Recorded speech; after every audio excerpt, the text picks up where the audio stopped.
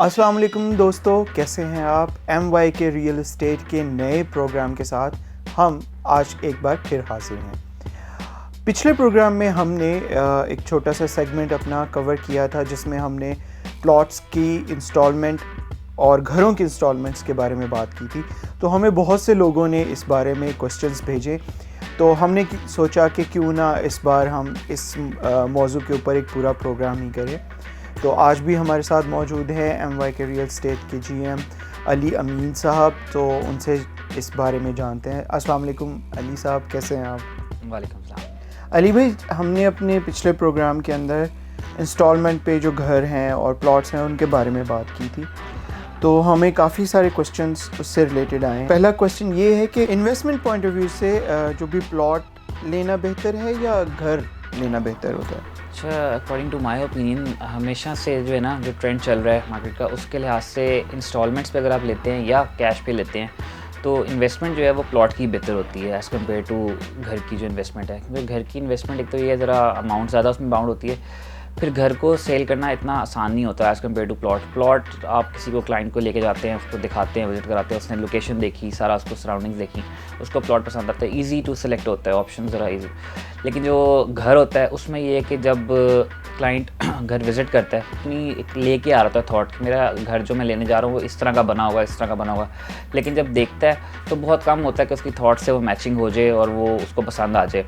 घर वही लेते हैं ज़्यादातर जिनके पास टाइम शॉर्ट होता है और वो कहते हैं कि हम खुद नहीं बना सकते या एफर्ट नहीं कर सकते। इंस्टॉलमेंट पे अगर आप घर लेते हैं तो उसमें ये है कि यूजुअली आपको आपका टाइम बच जाता है और आपको जो है एक नॉमिनल प्राइस में बना बनाया घर मिल जाता है। थोड़ा टाइम आपको उसमें 3 साल का वेट करना पड़ता है, इंस्टॉलमेंट्स पे आपको पैसे देने होते हैं, लेकिन ये आपको घर मिल जाता है। लेकिन इन्वेस्टमेंट पॉइंट ऑफ व्यू से मैं रेकमेंड करूँगा कि प्लॉट जो है वो ज़्यादा बेहतर है घर की निस्बत। अच्छा, अब तो बहुत सारी सोसाइटीज़ हैं और बहुत सारे डेवलपर्स हैं, प्लानर्स हैं, वो इंस्टॉलमेंट पे घर ऑफ़र कर रहे होते हैं, प्लॉट्स भी कर रहे होते हैं। तो हमें कैसे पता चलेगा कि इस मामले में किसकी रेपुटेशन अच्छी है और कौन कौन सी सोसाइटीज़ हैं जिनका ट्रैक रिकॉर्ड अच्छा है? अच्छा, इसमें ये कि अभी जो घरों का प्लान चल रहा है ना इंस्टॉलमेंट पे, जिसका आपने बात की है, वो बहुत लिमिटेड सोसाइटीज़ दे रही हैं घर इंस्टॉलमेंट। हर सोसाइटी इंस्टॉलमेंट्स पे घर नहीं दे रही। चंद एक सोसाइटीज़ हैं, जिस तरह ये ट्रेंड बैरिया टाउन ने पहले शुरू किया। बैरिया में इस तरह के 2-3 प्रोजेक्ट्स चले हैं। पहले सफारी विलास बने, घर बने सारे, अच्छा उनका रिप्यूट रही, प्रोजेक्ट ठीक रहा, डिलीवर किया उन्होंने। फिर इनके सेक्टर ई में बैरिया होम्स चले। उसके बाद अब जो है 2-3 सोसाइटीज़ और हैं, न्यू लाहौर सिटी के प्रोजेक्ट्स कुछ चल रहे हैं, इसके अलावा अलकबीर टाउन है, इनके प्रोजेक्ट्स कुछ चल रहे हैं। तो इनका ये है कि आपको पास्ट रेकॉर्ड देखना पड़ता है। इसी तरह मतलब फर्स्ट कर अगर आप बैरिया में कोई लेना चाहते हैं, कोई नया प्रोजेक्ट शुरू होता है, तो आपके सामने 2 एग्जांपल्स हैं कि उन्होंने पहले डिलीवर किया है सफारी होम्स में और बैरिया होम्स में, तो आप इजीली उन पर रिलाई कर सकते हैं। इसी तरह अलकबीर टाउन है, इन्होंने फ़ेज़ 2 में प्लैटिनम होम्स के नाम से अपना प्रोजेक्ट दिया है, वो काफ़ी अच्छा रहा है। इसके बाद वो आगे भी मज़ीद कुछ प्रोजेक्ट्स लॉन्च कर रहे हैं, तो आप उन पर रिलाई कर सकते हैं। इसी तरह डेवलपर्स को ले लें कि ये तो सोसाइटीज़ की बात होगी ना, कुछ डेवलपर्स भी होते हैं जो इन सोसाइटीज़ के अंदर काम कर रहे होते हैं। जिस तरह कुछ सोसाइटीज़ जैसे बैरिया ऑर्चर्ड है, उसमें काफ़ी डेवलपर्स काम कर रहे हैं, लेकिन स्पेसिफिकली अगर आप किसी एक डेवलपर को पकड़ते हैं तो वही आपने है कि उसकी पास्ट रिकॉर्ड चेक करना है कि इसने पास्ट में कोई इस तरह के प्रोजेक्ट्स डिलीवर किए हैं, ऑल्दो वो कमर्शियल हों बेशक या फिर रेजिडेंशियल हो, लेकिन कुछ इन्होंने इंस्टॉलमेंट्स पर पहले डिलीवर किया है, वो उनका पास्ट रिकॉर्ड देखें और उनका देखेंगे उन्होंने इन टाइम डिलीवर किया है, सब कुछ ठीक डिलीवर किया है, then you can go for that as well.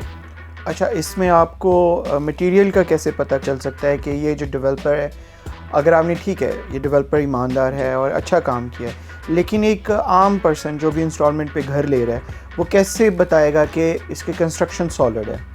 वो तो आपको साइट पे जाके खुद देखना पड़ेगा। ड्यूरिंग कंस्ट्रक्शन जब घर बन रहे होते हैं आप वहाँ पे जा सकते हैं। आप अपने साथ, अगर आपको एक्सपीरियंस नहीं है तो किसी एक्सपीरियंस बंदे को जिसको कंस्ट्रक्शन का आइडिया है, मटेरियल का आइडिया है, आप उसको लेके जाके साइट पे देख सकते हैं। तो वो तो कोई आपको बाउंड नहीं करता, उस मौके पे आप जाके देख सकते हैं किस तरह काम हो रहा है, क्या मटेरियल लग रहा है। अच्छा, एक टर्म ये भी होती है कि प्लॉट को ओपन रखें, तो इसका ज़्यादा फ़ायदा होता है या नुकसान भी होता है इससे? ओपन रखने का, हाँ, ओपन रखने का ज़्यादा फ़ायदा होता है, क्योंकि जो इन्वेस्टर्स हैं ना वो यूजुअली प्लॉट को ओपन ही रखते हैं। अब ओपन होता क्या है कि एक जब आप प्लॉट इंस्टॉलमेंट्स पे लेते हैं तो आपको एक फ़ाइल मिलती है, ठीक है। ओपन उसको इसलिए कहते हैं क्योंकि उसमें आपने कुछ फिल नहीं किया होता अपनी पर्टिकुलर, जैसे आप अपने नाम पे करवाना चाहते हैं तो आप उसमें अपने सारे पर्टिकुलर्स फिल करके अपने आईडी कार्ड की कॉपी, नॉमिनी के आईडी कार्ड की copy, then 2 passport size photographs, वो आप लगा के जब उसको सबमिट करवा देंगे सोसाइटी ऑफिस में तो वो ट्रांसफ़र हो जाएगा आपके नाम पे। लेकिन अगर आप इन्वेस्टर हैं तो आप उसको ओपन रखते हैं। अब इसमें ओपन रखने का फ़ायदा क्या होता है? फ़ायदा इसमें ये होता है कि वो ईज़ी टू ट्रेड होता है। जैसे आपके हाथ में है, आप उसको बेचना चाहते हैं, आपने 5 लाख डाउन पेमेंट दी है, 35 लाख का फॉर एग्जांपल प्लॉट है टोटल इंस्टॉलमेंट पे, एडवांस आपने 5 लाख दिए, 5 लाख देख के आपको फाइल मिल गई, वो ओपन है आपके हाथ में है, ठीक है। आप उसको बेचना चाहते हैं, आपको 6 लाख की ऑफ़र आ रही है, यानी 1 लाख प्लस की ऑफ़र आ रही है। आपने क्या करना है, मार्केट में बायर देखना है, बायर आपको 6 लाख की ऑफ़र दे रहा है, आप उसको बुलाएंगे या उसके ऑफिस जाएंगे, उसको फाइल हैंड ओवर करेंगे, वो आपको 6 लाख कैश देगा, द डील इज़ क्लोज्ड।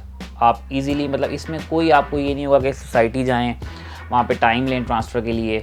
अगर वही चीज़ आपने ट्रांसफ़र करवा ली है तो फिर आपका एक प्रॉपर प्रोसीजर होगा इसका। सोसाइटी की जो होती है एनडीसी अप्लाई होगी, सोसाइटी आपको टाइम देगी, टाइम देने के बाद आप वहाँ जाएंगे, आप सेलर होंगे, बायर भी वहाँ पे आएगा, एक लंबा लेंथी प्रोसीजर है और बायर को उसमें ट्रांसफ़र फीस भी देनी पड़ेगी।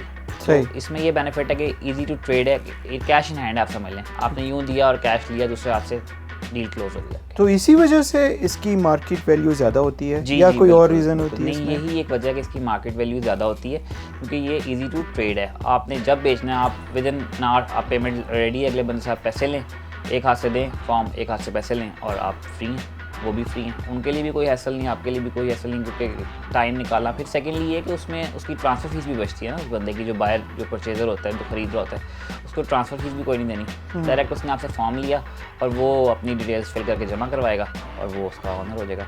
इसमें एक नुकसान इसका जो मेरे पॉइंट ऑफ व्यू से वो ये है कि ओपन फाइल को, जिससे मैंने लास्ट उसमें भी एपिसोड में बताया था, कि इसको बड़ा संभाल के रखना पड़ता है, क्योंकि ये वही है चीज़ कि जिसके हाथ में है वो उसका ऑनर है। आपके हाथ में है, जितनी देर आप उसके ऑनर है, मैंने आपको पैसे दे के आपसे ली, मैं ऑनर हो गया इसका, ठीक है।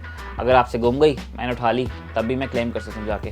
तो ये इसमें आगे इसको ज़रा संभाल के रखना पड़ता है ओपन फॉर्म को या फाइल को, क्योंकि इसमें थोड़ा सा रिस्क फैक्टर होता है। रिस्क फैक्टर होता है, ये होता है कि अगर आपसे मिसप्लेस हो जाती है और आपके पास कोई रिकॉर्ड नहीं है इसका कि आपने किससे खरीदी है, उसकी कोई लेटर हेड पे कोई एंट्री आपके पास नहीं है, तो वो फिर आप क्लेम नहीं कर सकते।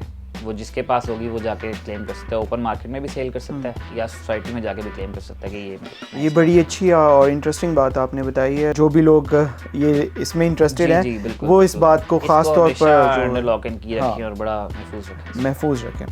अच्छा, जो किस्तों पे घर है, वो जब कोई भी बंदा लेता है वो मुकम्मल इंडिपेंडेंट होते हैं या अपार्टमेंट टाइप होते हैं? मेरा मतलब फ्लोर वाइज में बात।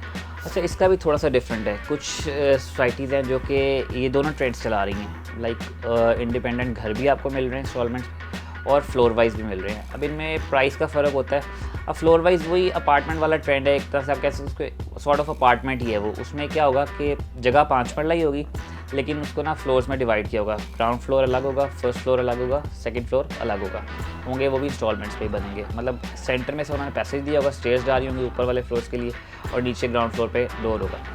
उसमें यह है कि प्राइसेस थोड़ी सी उसकी कम होती है as compare to independent house definitely, क्योंकि उसमें आपके पास गैराज भी नहीं होगा, छत भी नहीं होगी, सिर्फ सेकंड फ्लोर वालों के पास होगी। या यूजुअली कई उनके भी इस तरह के नक्शे होते हैं कि छत देते ही नहीं है, वो सही फ्लोर वाइज आपको देंगे। उसमें ज़्यादातर जो ट्रेंड चल रहा है वो 40 से 50 लाख तक प्राइसेस की होती हैं इंस्टॉलमेंट्स पे। सबसे expensive ground floor, then first floor, then second floor. First floor जो है वो आप ग्राउंड फ्लोर आप कह लें 50 लाख का होगा इंस्टॉलमेंट्स पे, फर्स्ट फ्लोर जो होगा 45 का होगा और सेकंड फ्लोर और कम होके 40 के अराउंड। यूजुअली जो रूटीन चल रही है इस वक्त, प्राइसेस चल रही हैं वो ये चल रही हैं इनकी फ्लोर वाइज। और घरों की आप कह लें कोई 75 से लेके कोई 95 तक चल रही हैं इंस्टॉलमेंट्स पे जो चल रहे हैं 5 मरला के घर। अच्छा, पंजाब में पहले अपार्टमेंट्स का इतना नहीं था कॉन्सेप्ट, तो ये बढ़ रहा है ज़्यादा? अब बढ़ रहा है, अब अपार्टमेंट्स का, फ्लैट्स का बढ़ रहा है, क्योंकि ये जो अब नए टैक्सेस इन्होंने इंप्लीमेंट किए हैं उसमें भी जो थोड़ी सी रिलैक्सेशन, जैसे कैपिटल गेन टैक्स है, उस पर जो रिलैक्सेशन सबसे ज़्यादा मिल रही है वो फ्लैट्स ओनर्स को ही मिल रही है। अभी हमने स्टार्ट में भी बात की कि डेवलपर का हम कैसे पता करें कि ये बंदा रिलायबल है या ये कंपनी रिलायबल है। जी। और ये कोई और मेथड है इसका चेक करने का? एक तो ये कि आपने उसका ट्रैक रिकॉर्ड देखना है, दूसरा ये भी आपने देखना होता है कि कितने अरसे में इसने डिलीवर किया है। किसी भी वजह से डिले भी होता है, कुछ लोग इसमें 2 नंबरी भी कर जाते हैं। तो ये इसमें ज़रा थोड़ा और तफसील से बताएं कि कैसे हम चीज़ों को देखें। इसमें यही है, एक तो इनका पास्ट रिकॉर्ड देखना आपने, उसके अलावा मार्केट से थोड़ी सी इनकी रिप्यूट चेक करनी है कि किस तरह के हैं। और डिले मामला में आ जाते हैं पाकिस्तान में, जिस तरह के आपको पता है कभी स्ट्राइक्स हो रही हैं, कभी कुछ हो रहा है, हड़तालें बंद हो रहे हैं मामला। कोविड जिस तरह आया उसमें बहुत सारे प्रोजेक्ट्स डिले हुए हैं, क्योंकि लेबर ही नहीं थी, काम 2-3 महीने टोटली लॉकडाउन था, सब कुछ बंद रहा है। तो उसमें भी कुछ प्रोजेक्ट्स चल रहे थे। अब उन्होंने जो है उनको अगर कंप्लीट करने में थोड़ा डिले होता है तो वो अंडरस्टैंड करना चाहिए कि डेफिनेटली ये एक मसला सबके साथ था। तो इस तरह के कुछ मामला हो जाते हैं, लेकिन ये है कि डिलीवर करना चाहिए उनको। अगर पास में उन्होंने डिलीवर किया हुआ है तो आप उन पर ट्रस्ट कर सकते हैं। हाँ, लेकिन हमारे यहाँ आपको याद होगा कि कुछ सोसाइटीज़ के बहुत ज़्यादा स्कैंडल्स भी बने थे, और तो वो भी लोगों के दिल में डर है, खौफ है। हालांकि लोग करना चाहते हैं जी, लेकिन वो घबराते भी हैं, ख़ासतौर पे इंस्टॉलमेंट की तरफ जाने। बिल्कुल ऐसा ही है। तो इसका बेहतरीन हल यही है कि आप सर्वे करें, प्रॉपर सर्वे करें, उसको विज़िट करें, सारा देखें, सोसाइटी से भी इंफॉर्मेशन लें, अगर LDA से अप्रूव्ड है तो LDA से भी इंक्वायर करें, सारा तसल्ली करके फिर आप उसमें जो है ना एंटर करें। ठीक।